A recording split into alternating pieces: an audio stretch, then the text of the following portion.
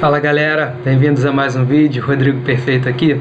E hoje a gente vai dar continuidade àquela série que vocês vêm pedindo muito, vêm votando bastante, que é a análise biomecânica, fisiológica e anatômica dos exercícios de Pilates. Dessa vez eu resolvi trazer um exercício que traz um objetivo específico, que é a melhora da sintomatologia da lombalgia crônica. No outro exercício, no anterior, eu tinha simplesmente pego um exercício e analisei ele de acordo com essas três ciências. Dessa vez eu trago um com um objetivo específico.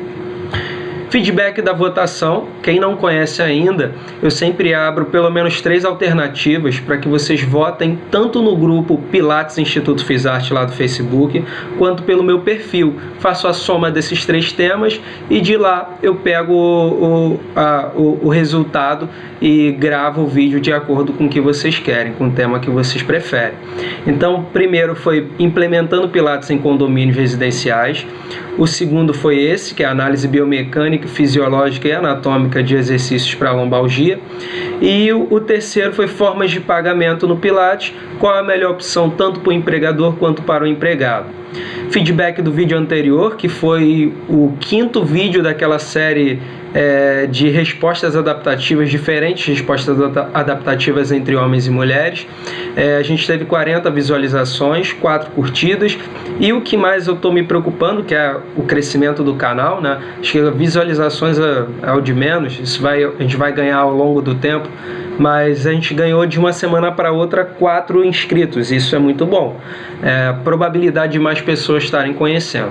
Quem ainda não conhece o canal, está aqui visualizando o vídeo por paraquedas, não é um inscrito do canal, se inscreve, aproveita e já dá essa curtida se você gostar e compartilha com seu amigo para ajudar a gente a fazer esse canal crescer. Vamos lá, vamos fazer essa análise. Primeiro, a fonte, né, é de um artigo, é um dos artigos mais atuais do PubMed, foi baixado lá no PubMed, vai ficar aí na descrição o link para vocês baixarem. É um artigo em inglês, mas hoje mesmo quem não consegue ler inglês, por mais que o Google Tradutor ele não traduza em grande essência ali, mas dá para ler, não tem problema, vocês vão conseguir entender tranquilamente o estudo. E o nome desse exercício é Walks, ou andar, ou alguns chamam de tesoura também, tá? O nome não importa muito, o que importa é o movimento e a análise em si, né? Você pode chamar do que mais agradar na hora de ensinar lá para o seu aluno, para o seu paciente.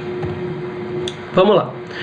E o que mais me interessou na hora de ler esse artigo é que ele faz um piloto, um estudo piloto, ainda é um estudo piloto, né? Provavelmente eles vão publicar isso com uma metodologia muito mais forte, muito mais embasada, mas eles fazem uma coisa que me interessa muito, que é avaliar exercícios que podem melhorar a sintomatologia da lombalgia crônica em trabalhadores. Existem diversos artigos que mostram que em afastamentos do trabalho, a lombalgia é uma das causas de maior repercussão, né? É bastante significativo. Então, falar de lombalgia, falar de melhora dos sintomas para trabalhadores é algo que me interessa bastante. Eu acredito que deve interessar para vocês também. E os autores eles falam, né, que é específico para a lombalgia. Vocês vão ver mais à frente que eles usam um protocolo criado por uma empresa de Pilates, e eles dizem que esse exercício é para o iniciante. Até aí tudo bem, né? Não estou fazendo nenhuma análise, vou concordar com eles que esse exercício ele é bastante básico, né? São movimentos de extensão e flexão de quadril. Então, se você não errar na mola, na intensidade dessa mola, com certeza um aluno que é sedentário, que nunca praticou Pilates, ou simplesmente de ele ser iniciante, vai conseguir fazer o exercício sem qualquer dificuldade, né? Então, bem tranquilo, um exercício bem fácil, de fácil aplicação, né? Eu vou concordar com esses autores que ele é interessante também para iniciante, né? Agora, se melhora a lombalgia crônica realmente de trabalhadores, né, eu vou tirar minha conclusão junto com vocês e vou falar no final do vídeo, ou ao longo do vídeo. Então, a princípio, né, indicado para iniciantes? Sim, concordo, bastante. Vamos aos movimentos. Os movimentos são basicamente a nível de quadril. Ela segura ali aquela barra ali na vertical do Cadillac, mas basicamente o movimento é feito em quadril. Então ela vai fazer flexão em um lado do quadril e extensão no outro lado, fazendo um movimento como se fosse de uma tesoura ou de um andar. É bem básico. Alça de pé no pé, não tem muito o que se discutir aqui. Então, flexão e extensão de quadril. Vamos lá. Aí a gente vai começar agora a analisar para ver se realmente uma flexão ou extensão de quadril em decúbito dorsal, no Cadillac ou em qualquer outro lugar, ele realmente é um bom exercício ou não para melhorar as sintomatologias de uma lombalgia. Então a primeira coisa que a gente precisa analisar é uma questão anatômica, né? Quais são os principais músculos envolvidos, quais são os agonistas, quais são os sinergistas do movimento. Vamos pensar primeiro no movimento da perna direita dela, que é de flexão de quadril. Existem alguns músculos que auxiliam na flexão de quadril e eu vou elencar aqui como o mais poderoso flexor de quadril, o psoas ilíaco. E os extensores de quadril, né, como agonistas, eu poderia citar ali vários músculos também que poderiam estar participando, mas como agonista e motor primário ou agonista principal, eu colocaria o glúteo máximo e nessa angulação, por ela não estar passando da linha média, os isquios tibiais também. Então, perna direita, eu elencaria como motor primário, basicamente o psoas. E como motor primário da extensão antes da linha média, que é o que está acontecendo com ela, o glúteo máximo e os isquios tibiais, né, que também vão fazer a flexão de joelho, os isquios tibiais. E quais são os principais músculos sinergistas? Aí vem a minha primeira incógnita, como por que passar esse exercício para uma pessoa que tem lombalgia. Né? Principais sinergistas da perna direita, da perna que vai fazer a flexão do quadril. Eu colocaria o abdômen, porque querendo ou não, ela está fazendo uma flexão de quadril e se essa mola não estiver muito pesada e não vai ter um retorno tão grande da mola puxando a perna dela, eu diria que ela vai precisar também de um abdominal, também vai fazer um abdominal na hora que ela está fazendo essa flexão de quadril. Então, por mais que eu não elenque o reto abdominal ali como um grande motor primário, eu botaria ele como muito mais um sinergista do movimento, porque ela está segurando na barra. Então, a ativação do abdômen dela não vai ser tão grande assim. Por isso eu não botei ele como motor primário. E colocaria como sinergista junto do abdômen, eu colocaria as musculaturas do quadrante anterior de coxa. Então o quadríceps ele vai ter uma função muito importante ali, na hora de estar fazendo esse movimento. Então a gente já tem ali dois músculos importantes como sinergistas que poderiam estar melhorando ou não os sintomas da lombalgia. O quadríceps eu não diria que ele vai atuar de uma maneira tão importante assim na prevenção ou num tratamento ou numa melhora de uma lombalgia, mas o abdômen sim.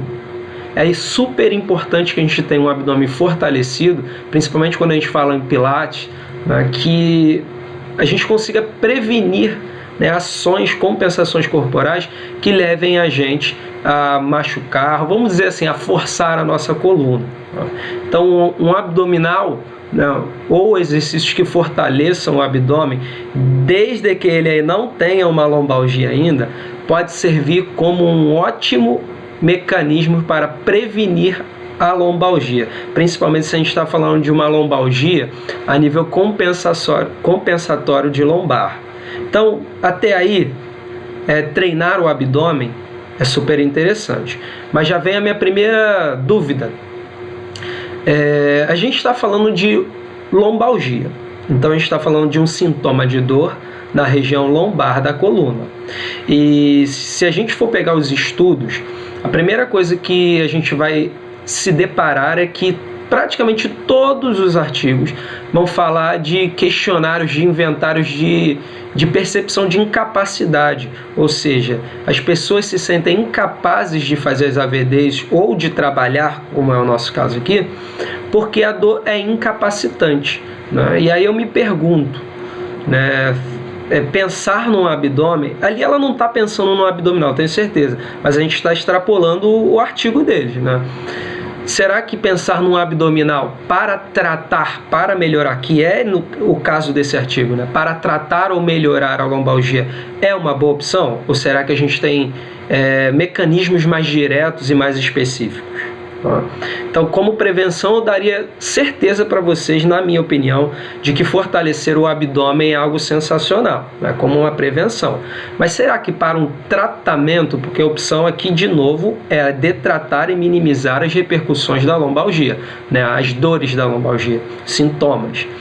Então, será que simplesmente fortalecer um abdômen é algo importante? Não sei. Eu acredito que existem coisas muito mais específicas que podem dar muito mais certo. E a gente ainda vai discutir uma outra questão ali importante mais à frente. Então, quadríceps é um músculo que eu diria que não entra na especificidade de uma lombalgia na maioria dos casos. Então, eu não consigo ver com tanta grandeza assim. Fortalecer tudo, dependendo do caso, pode ser até bom, né? Mas pensando numa lombalgia, não vejo muita utilidade em fortalecer quadríceps como sinergista. O abdômen para tratamento também não vejo muita eficácia, mas como prevenção sim. Mas como a gente não está falando de prevenção aqui. E o psoas, ele vai ajudar num fortalecimento que pode ser que seja um mecanismo compensatório de quadril, que pode ser uma fraqueza de compensação postural, enfim, pode ser que ajude também, mas na maioria dos casos, não. Vamos para a perna esquerda. Perna esquerda está fazendo, e aí vem o grande perigo, porque até então, na perna direita eu diria para vocês, pode ser que ajude, mas na maioria dos casos não, isso vai ser uma questão muito específica de cada caso. Afinal, uma lombalgia, ela é polifatorial, não tem como a gente saber o que está causando ela ou não, antes de fazer uma avaliação. Só que olha o problema da perna esquerda, né? Que nesse caso ela está descendo, mas depois a perna direita, né? Quando eles mudarem a via, a perna direita que está subindo vai descer e vai acontecer bilateralmente a mesma coisa nas duas. Mas a perna esquerda, ela tem como principais sinergistas, vou botar como principal sinergista, as musculaturas estabilizadoras de coluna, na posição deitada em decúbito dorsal, um dos principais sinergistas do movimento, né? Até passar da linha média e principalmente depois que passa da linha média do corpo, são as musculaturas estabilizadoras de quadril, porque quem faz a extensão do quadril, os três músculos principais são os isquios até a linha média, glúteo máximo e estabilizadores de coluna. Então, daí vem uma incógnita para mim. Apesar de ela não estar passando da linha média, isso vai forçar menos a ação das musculaturas estabilizadoras de coluna. Vou botar assim, um paravertebral multífido da vida. Por mais que esse movimento não esteja passando da linha média, eles têm uma ação importante, né? E para ela conseguir descer essa perna, ela vai ter uma ação de resistência da mola. E isso vai afetar o nível de contração dessas musculaturas. E aí vem minha primeira pergunta e a minha primeira dúvida para eu pensar se esse exercício é interessante para uma lombalgia ou não, para uma repercussão de lombalgia. Primeira coisa que eu vou pensar antes de prescrever esse exercício é: o meu aluno ou meu paciente já tem uma repercussão de dor na região lombar.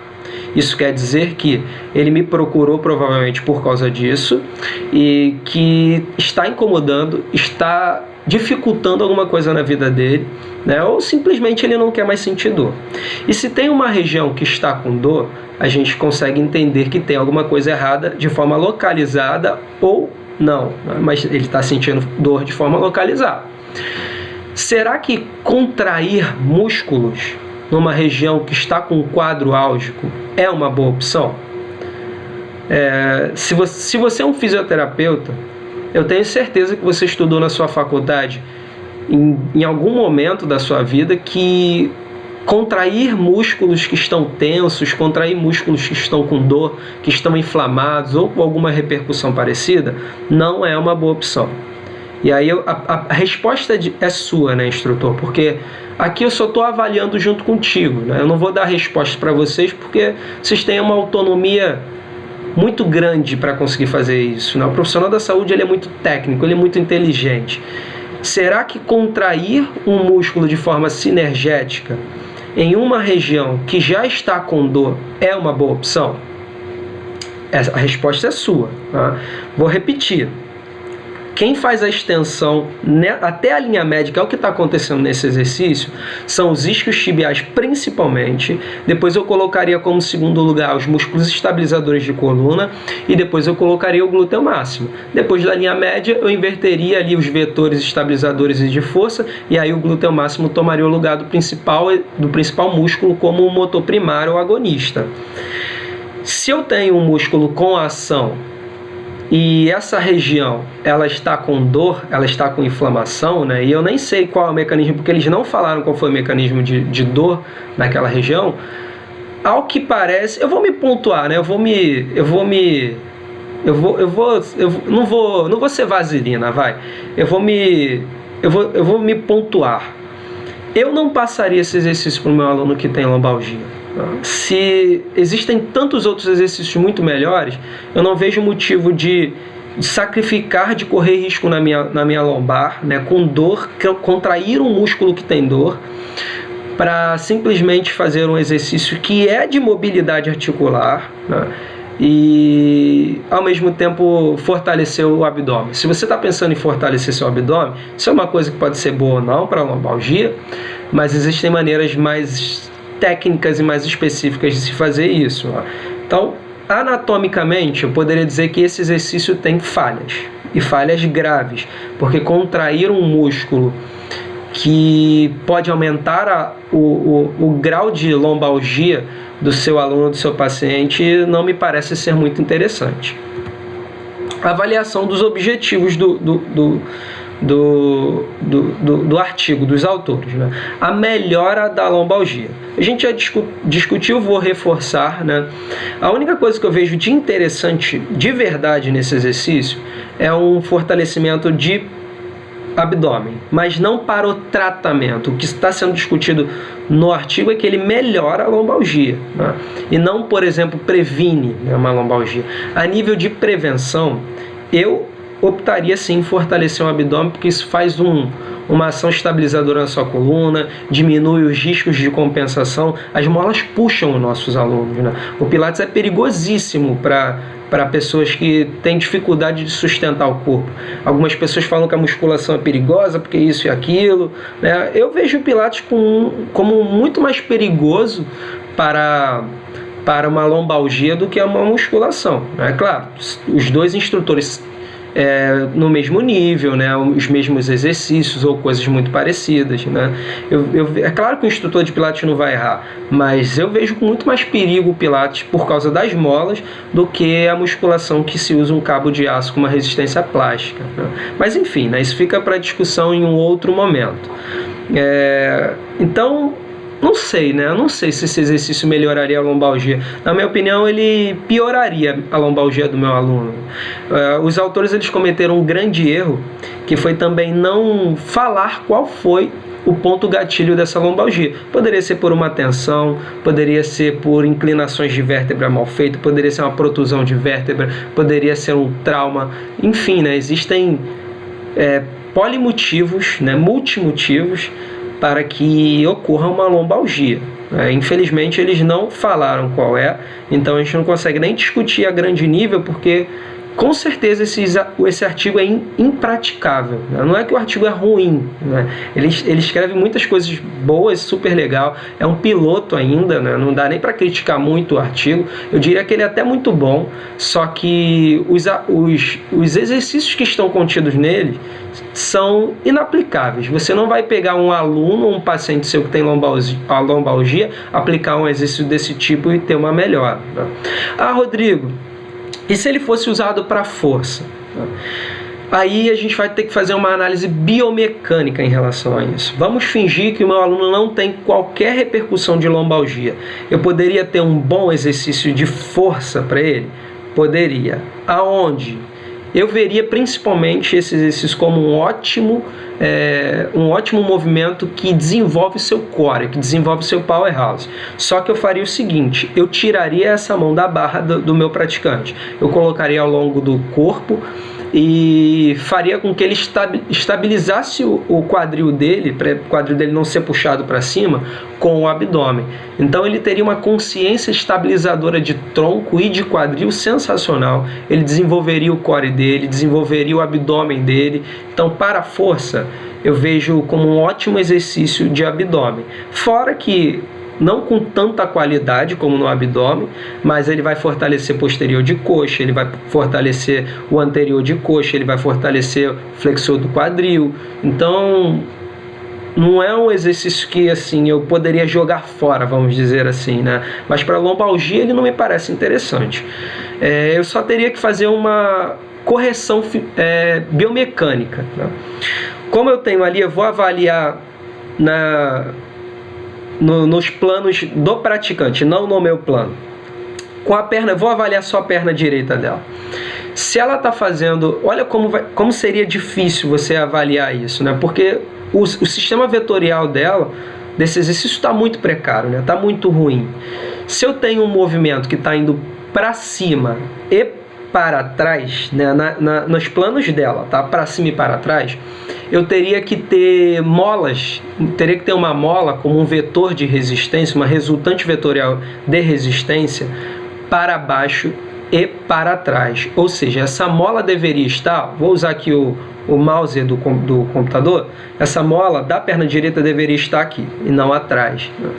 Quando ela faz isso aqui, e eu estou falando de força porque algumas pessoas usam isso para força, tá? Eu não vou dizer que o exercício é ruim, que o exercício é bom, eu estou dizendo quais são as falhas, e aí você vai avaliar para ver se você concorda ou não, se você vai aplicar ou não. Mas essa mola deveria estar aqui, ó.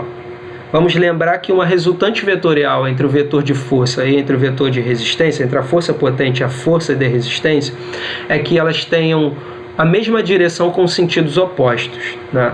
Aqui eu tenho uma direção que tende muito mais à horizontal no vetor de força resistente e diagonal na força potente. Então, só por aí a gente já sabe que a resultante vetorial do exercício não está boa, né? Isso não faz o exercício bom ou ruim, né? Não estou aqui para ficar criticando ninguém, né? Estou aqui para trocar ideia com vocês, mas eu não usaria essa resultante vetorial. Eu colocaria aqui, ó. Então ficaria dessa maneira aqui, com a mesma direção, com sentido oposto. Essa é a melhor resultante para um exercício de força, quando a gente está falando de uma mola, de um elástico, de um cabo de aço. E quando a gente está falando dessa perna aqui, que é a perna esquerda dela, que está indo para frente e para baixo, nos sentidos para frente e para baixo, na direção diagonal ou inclinada, e aí se eu quero sentidos opostos, essa mola deveria, pegar aqui o mouse de novo, ó, deveria estar aqui em cima, no elo superior do meu Cadillac. Isso vai fazer com que ela tenha a mesma direção com sentidos opostos, para trás e para cima. Isso vai fazer com que a resultante vetorial se comporte de uma maneira muito interessante. E aí, além de uma questão biomecânica, eu tomaria também o cuidado de não usar molas de forma incorreta. Esse é um exercício que não te possibilita jogar altas cargas pela resistência elástica da mola. Então é muito mais interessante que você use uma carga vetorial ou uma carga mecânica para conseguir fazer isso, e não da resistência externa do seu material. Porque se você exagerar, o risco de você lesionar a lombar do seu aluno começa a ser presente, tá? Porque se eu tenho uma mola que está em cima, e para fazer força, infelizmente essa mola tem que estar em cima, a gente vai precisar contrabalancear essas cargas externas, né? Quando essa mola está em cima, a mola vai te puxar, né? Se você errar o nível da mola, o grau da mola, a cor da mola, ela vai te puxar para cima. E isso vai mais do que quadriplicar a carga que a sua musculatura estabilizadora de coluna vai precisar fazer para manter o seu quadril em cima. Ou você adapta esse exercício para ficar no movimento de 45 graus com a elevação de quadril, mas aí você vai precisar de um aluno avançado para fazer isso, né? Ou você opta em jogar uma carga vetorial e não uma carga pela resistência da mola. Se você, mais uma vez, se você errar a carga dessa mola, o risco de você potencializar as tensões na lombar é muito alta. Aí eu vou dizer para vocês, o seu abdômen, o seu glúteo, os seus isquios, ele vai aguentar com certeza, eles vão aguentar com certeza. Mas será que a sua musculatura estabilizadora de coluna vai aguentar? Então, uma análise biomecânica vai te ajudar aí a saber escolher qual é a mola adequada e melhorar esse sistema vetorial que infelizmente não está bom. E se for usada para cardio ou para mobilidade? Essa é a melhor opção, na minha opinião. Tá? A gente não tem um ótimo exercício de força, ele vai limitar o nível de carga externa, ele vai te dar um certo risco de instabilidade na lombar. Então, como força, por mais que seja possível, alguns instrutores passam esse exercício para força, eu até passaria tomando esses cuidados vetoriais, né? Mas com certeza, na minha opinião, é claro, esse exercício é o mais interessante para ser usado para mobilidade para cardiorrespiratório. E aí, se eu estou pensando em mobilidade, se eu estou pensando em cardiorrespiratório, o ideal é que não tenha carga. Então, eu pego uma mola comprida, como está ali, né?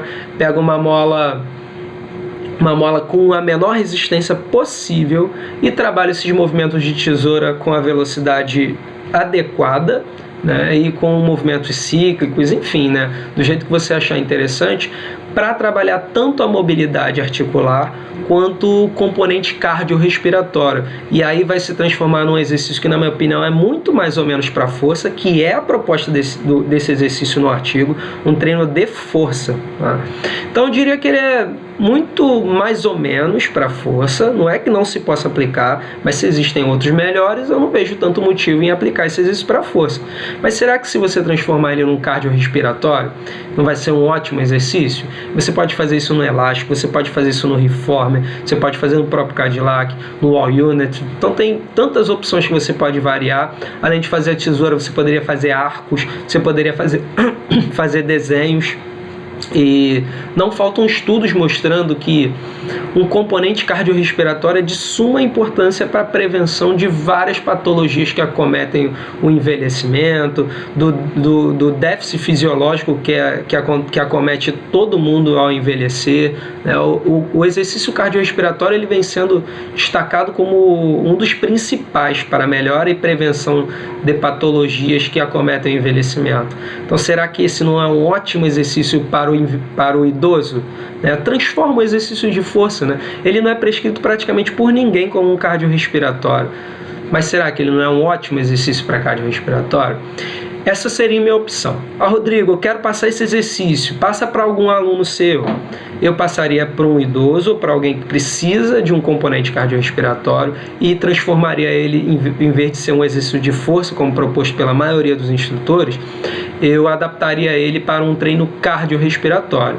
Eu não vou me preocupar mais com o sistema vetorial, poderia ficar dessa maneira aí, né? Não precisaria ficar lá em cima e o outro na parte esquerda do teu Cadillac, um na direita, não precisaria ter as molas assim. Poderia deixar da mesma maneira, porque o exercício de mobilidade, a mola ali só serviria para guiar o movimento de quadril do meu aluno. Então, poderia fazer uma pedalada aí também, que eu faço bastante com meus alunos, né? Tinha esquecido de falar como variação. Então, eu optaria em fazer um treino cardiorrespiratório, né? E não de força. E aí vem as considerações finais, né? A lombalgia é polifatorial. Isso me faz pensar em algumas dificuldades que a gente vem encontrando nos artigos e nos livros, né? A primeira coisa que eu penso, que eu me preocupo na hora de escrever um artigo ou na hora de escrever um livro, é que as pessoas estão lendo o meu trabalho porque elas precisam aplicar aquilo, elas precisam conhecer a parte teórica, né, falar de tudo aquilo que todos os artigos falam sobre lombalgia, mas eu acho que o que mais a pessoa está procurando na hora de ler um artigo de um livro é ideias de como prescrever um exercício que pode ajudar o aluno ou o paciente dele. E uma das coisas que a gente tem maior dificuldade é que a lombalgia ela é polifatorial, como eu já tinha falado. Ou seja, né, ela pode acometer o seu aluno ou o seu paciente de infinitas maneiras. com agentes causadores de infinitas causas, né? E uma das coisas que é preciso se fazer antes de sugerir os exercícios é qual foi a causa e qual foi o mecanismo de lesão ou de patologia ou o mecanismo que está causando esse sintoma. Tem alguns autores que dizem até que a lombalgia não se trata, né? Porque de fato ela é só um sintoma, né? Você vai tratar o que causa a lombalgia. Isso é uma coisa que eu concordo muito, né? Tirar só a dor não quer dizer que ela não vá voltar em momento posterior. Mas enfim, não vou ficar discutindo essas questões, né? É uma análise do exercício em si, não do tema. Então, o primeiro problema que os autores trazem, né, para a dificuldade de aplicação desses exercícios é que eles não dizem qual é o fator que causou a lombalgia, para a gente entender se realmente não foi uma manipulação de dados ou se a lombalgia desses trabalhadores melhorou por outras coisas. Eu não sei. Pode ser que teve uma tensão do trabalho e o próprio Pilates por si só fez com que ele tivesse isso eu consigo numa aula, né? Que ele perceba que ele precisa de uma consciência melhor de corpo, e o Pilates ainda não fez nada por ele. Um dia o Pilates nem qualquer modalidade fez nada por ele, biologicamente falando. Mas em um dia que ele fez, eu fui lá, orientei ele falando tal, que ele precisa melhorar a postura e tudo mais, e ele se posicionou melhor no trabalho dele. Isso já pode ser o suficiente para melhorar a lombalgia dele. E não foi o Pilates, não foi minha aula, foi a melhora da postura dele, né? Não foram as adaptações que o Pilates deu a ele que melhorou a lombalgia, né? Foi simplesmente uma percepção de melhora, né? Isso eu faria num almoço com ele, né? Discutindo sobre futebol com ele, eu falaria, precisa melhorar a sua postura, e ele teria um efeito tão bom quanto. Então isso me leva à dúvida de foi o Pilates ou foi outro agente social que fez com que houvesse a melhora, né, dessa lombalgia nesses trabalhadores desse artigo. Esse não é o único exercício que, em vez de melhorar a lombalgia, pode piorar, né, se a gente errar em algum detalhe nesse exercício, né? Então a lombalgia é polifatorial. Se infelizmente o artigo não falou qual foi a causa, eu não tenho como ter certeza se foi o Pilates ou não, se foram esses exercícios ou não que melhoraram a lombalgia desses trabalhadores. Ou seja, infelizmente é inaplicável esse estudo, né? Eu não consigo pegar aqueles exercícios e falar, se melhorou no artigo, eu vou lá e vou praticar nos meus alunos ou nos meus pacientes, e eles com certeza vão melhorar a lombalgia dele. Infelizmente, eu diria que esse é um artigo que, para pegar a revisão, para pegar a discussão, os planos desse artigo, eu diria, que puta artigo, maneiro pra caramba, né? Agora, para aplicar, que eu acho que é a parte mais importante, eu diria que esse artigo é ineficiente, é inaplicável de verdade, né? Isso não quer dizer, mais uma vez, que o artigo é ruim, tá? Leiam um artigo que vocês vão aprender muitas coisas com ele, ok? Eu só tomaria cuidado na hora de aplicar aqueles exercícios. Ele utiliza e recomenda um protocolo da Stott Pilates. Isso é uma coisa que me preocupa de verdade, né? Eu sou bastante crítico, né? Vocês não precisam concordar em nada comigo, eu tento deixar isso bem claro nos vídeos, mas lombalgia já é polifatorial.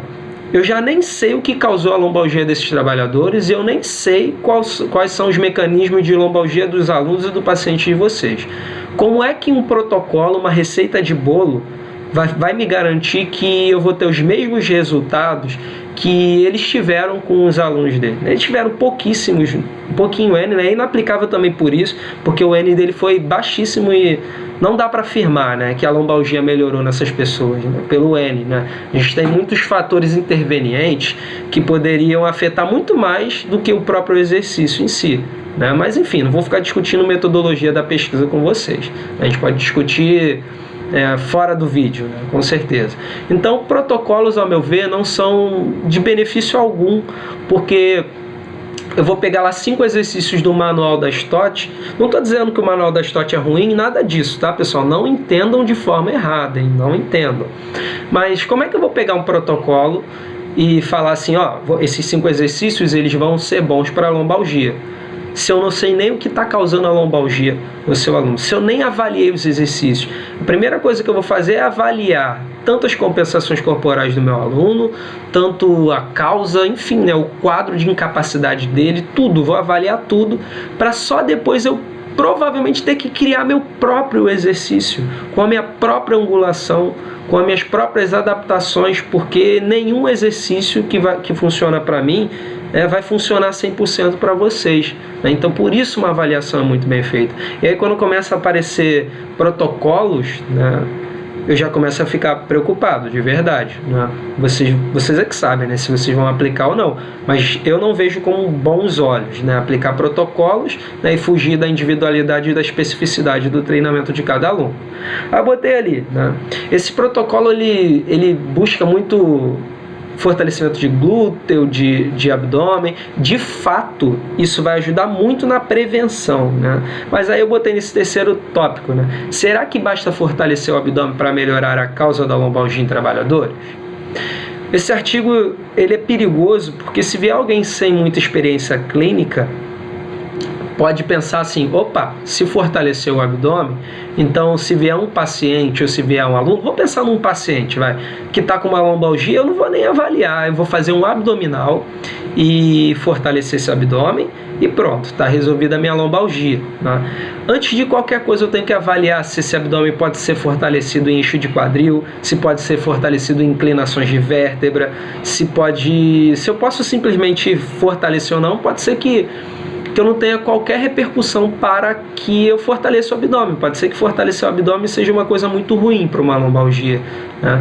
E esses protocolos vindo do Pilates, eles simplesmente tentam fazer com que a gente entenda que fortalecer o abdômen vai servir para tudo. Para tratamento é uma coisa meio complicada de se pensar. Na minha clínica, né, no meu estudo, né, quando eu estava me formando, nenhum professor meu de fisioterapia falou assim para mim. Veio uma pessoa com uma lombalgia, Rodrigo, faz um abdominal aí, 30 abdominais supra, 30 abdominais infra, faz mais 15 oblíquos, né, de cada lado, né? Eu nunca aprendi dessa maneira, né? E eu tenho certeza que vocês também não aprenderam a tratar uma lombalgia fortalecendo o abdômen, né? Tem outras repercussões muito mais severas, muito mais complexas do que simplesmente fortalecer o abdômen. E o Pilates simplesmente está me dizendo que basta fortalecer o abdômen para melhorar a lombalgia dos trabalhadores. Será? Vocês precisam ser muito críticos nesse momento, né? Será que não está na hora de parar, respirar um pouquinho, né? Pegar pessoas que são realmente clínicas, que entendem de exercícios, que entendem de Pilates e que entendem de metodologia para começar a fazer esses artigos, né? Começar a escrever esses livros. Eu tenho certeza que uma pessoa que é clínica não cometeria nem metade dos erros. E não precisa nem ser pesquisador não, tá? Você pode ser só clínico mesmo. Eu tenho certeza que você sugeriria exercícios muito mais específicos e tomaria mais cuidado na hora de publicar esses artigos, né? A gente está falando que um dos que teria que ser um dos melhores artigos do mundo, porque a gente está falando de uma revista A1, tá? Isso não acontece na área da musculação, erros graves como esses, mas no do Pilates acontece. Então, será que não está na hora de a gente parar, respirar um pouquinho, né? Entender que a lombalgia não é uma coisa tão simples assim, que precisa de uma avaliação, que cada artigo tem que ter protocolos de avaliação, tem que ter uma coisa muito específica ali, em vez de simplesmente sugerir exercícios, né? Será que não está na hora de a gente parar um pouquinho? Então, vou fazer a pergunta de novo, para vocês se responderem. Será que basta fortalecer o abdômen para melhorar a causa da lombalgia em trabalhadores? Será que eu trato qualquer lombalgia crônica fazendo abdominal? Será que essa é a chave do nosso tesouro? Vocês que vão responder para si mesmos. Uma das coisas legais e que isso é interessante sim de se fazer é que a maioria dos artigos eles vão usar índices de incapacidade, né? Eu botei o mais famoso ali, né? E por que isso? Porque se a gente está pensando numa lombalgia, se a gente está pensando em dor, na maioria dos casos, essa dor causa incapacidade de se manter nas AVDs, incapacidade de fazer os próprios exercícios, alguns exercícios de Pilates, incapacidade de trabalhar, né? E essa é a minha maior preocupação, né? até que nível os instrutores de musculação, de pilates ou de qualquer outra modalidade estão avaliando qual é o índice de incapacidade causado pelo nível de dor do praticante. Se a gente for pensar no pilates, qual é o nível de incapacidade que o seu praticante tem para eu saber quais são os exercícios que eu realmente posso fazer e quais são as adaptações pertinentes para que ele consiga praticar pilates ou não, para que eu não piore a lombalgia dele ao invés de melhorar a causa da lombalgia dele. Então esses índices eles são super interessantes e nos artigos você consegue aprender um pouquinho mais, mas se você não quiser ler os artigos em si, eu acredito que se você jogar no Google usa o ODI, você vai ver que vai aparecer alguma coisinha ali te ensinando como é que aplica e tudo mais, e você vai acabar chegando no artigo que valida esse índice de incapacidade. Aí você vai aprender a aplicar. Ele é em inglês, né, mas de novo, né, hoje nada te impede de pegar um Google Tradutor e traduzir esses artigos, esses textos para conseguir aplicar aqui em português. Né? Aí eu botei ali, qualquer lombalgia é tratada por meio do Pilates? Essa é uma coisa que a gente precisa também pensar, né? Existem lombalgias que são causadas por coisas muito simples, que basta fazer um exercício de relaxamento, isso vai ser mais do que o suficiente para tratar a causa da lombalgia, se essa lombalgia for causada por tensões musculares, se essa lombalgia for causada por problemas posturais, o Pilates, mais do que qualquer modalidade, ele vai conseguir trabalhar isso com eficiência, então você vai conseguir melhorar os sintomas da lombalgia. Mas será que repercussões mais severas, né, são interessantes de serem trabalhadas no Pilates? Vamos pensar que essas molas puxam o seu praticante e ele precisa ter um nível de estabilidade muito boa na lombar e ele tem dor, então provavelmente ele não tem. É difícil manter a postura porque os exercícios de Pilates eles não têm apoios como os da musculação. Então será que o seu aluno ele consegue se manter em pé, sentado? E será que a melhor postura dele é a postura de decúbito dorsal? Então tudo isso tem que ser avaliado com muito critério, e isso me faz pensar que em exercícios que ele vai precisar ser muito dependente, eu acho que vai passar a ser a hora de eu encaminhar esse aluno para um exercício mais específico, né, mais plausível.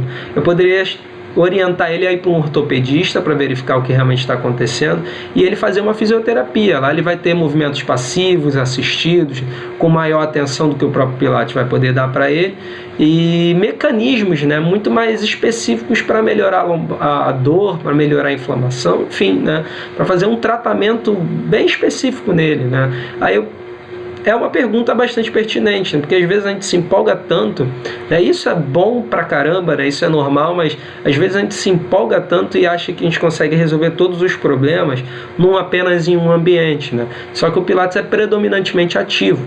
Então é importante que você use os índices, né?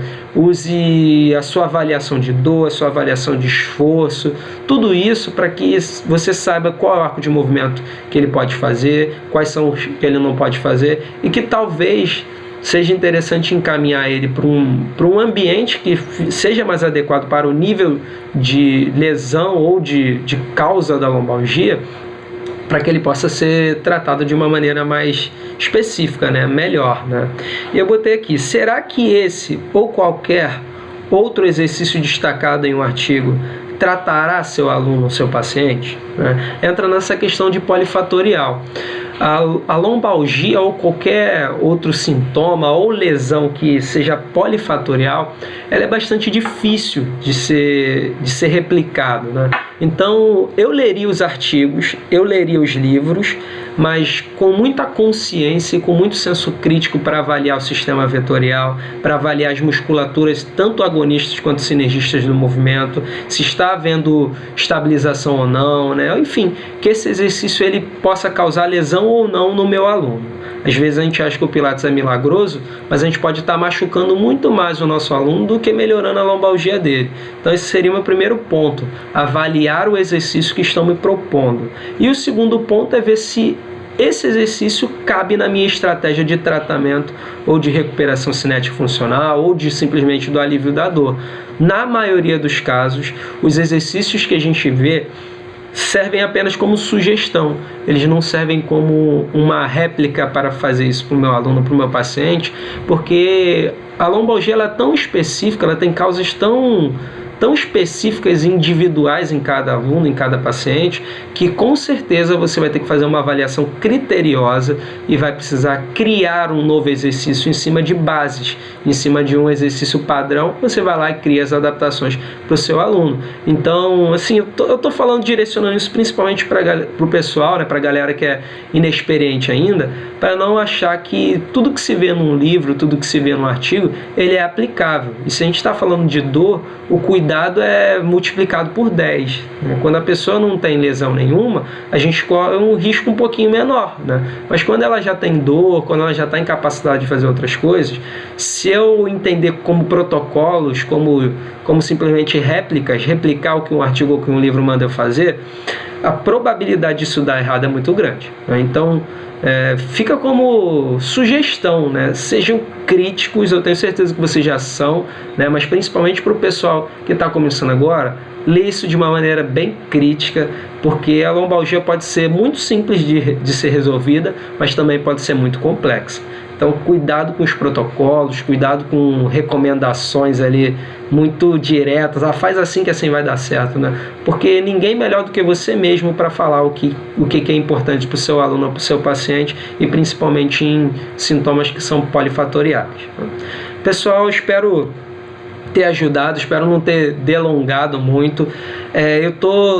Sim, eu sou bastante crítico, eu sou bastante direto, acho que quem faz os meus cursos sabem disso, mas nos vídeos eu estou tentando ser bastante, assim, só sugestivo, né? Estou tentando não concluir tanto, porque as conclusões elas são de vocês, e assim, fica ruim, né, de eu falar assim, não faz isso porque o artigo é ruim demais, não faz isso porque está errado, porque está isso, está aquilo, né? Porque na verdade não existe certo nem errado, né? Vocês é que vão ser convencidos de uma maneira, outros vão ser convencidos de uma outra maneira, e o importante é que vocês leiam tudo, assistam esse vídeo de forma crítica, critiquem de forma positiva ou negativa, mas façam isso também com os artigos e com os livros, porque eu tenho certeza que vocês vão fazer ainda mais sucesso do que vocês já estão fazendo.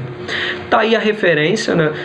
Eu vou botar o link aí para vocês baixarem na descrição do vídeo. Para quem quiser, é só pausar aí o vídeo, digital que está escrito aí, vocês vão conseguir com certeza baixar. Ou vai direto no PubMed, vocês vão conseguir bota lá low back, que vocês vão conseguir Pilates, né, do low back, vocês vão conseguir ver os artigos de dor lombar e baixar esse e muitos outros. Ok?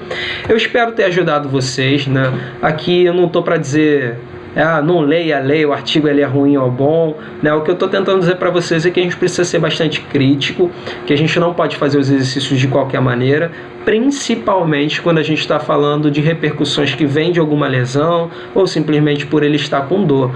Pode ser que esses exercícios piorem a lombalgia dele e não melhorem, né? Então, fica essa dica para a gente ser crítico. A primeira coisa é analisar esses exercícios, não para jogar eles fora, mas para adaptá-los da melhor maneira possível para cada aluno, para cada paciente. Então, espero que vocês tenham gostado, né?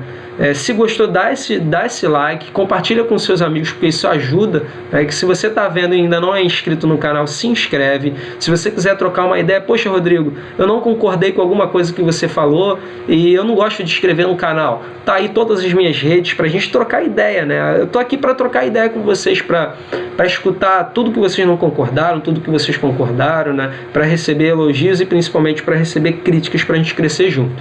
Então estão aí meus canais, meu celular, meu WhatsApp, para a gente trocar muita ideia, para vocês falarem quais adaptações vocês pensaram, o que vocês aplicaram, o que vocês não aplicaram nos seus pacientes, nos seus alunos. Espero que vocês tenham gostado. Uma ótima sexta-feira para vocês. Infelizmente não consegui gravar na quarta, e na quarta que vem tem mais vídeo. Já se preparem, porque tem vários outros exercícios para análise biomecânica e fisiológica, né? E vai ser com certeza mais uma das sugestões das 3 opções que vão acontecer ali de terça para quarta. Forte abraço, pessoal, ótima quinta e até o próximo vídeo. Valeu!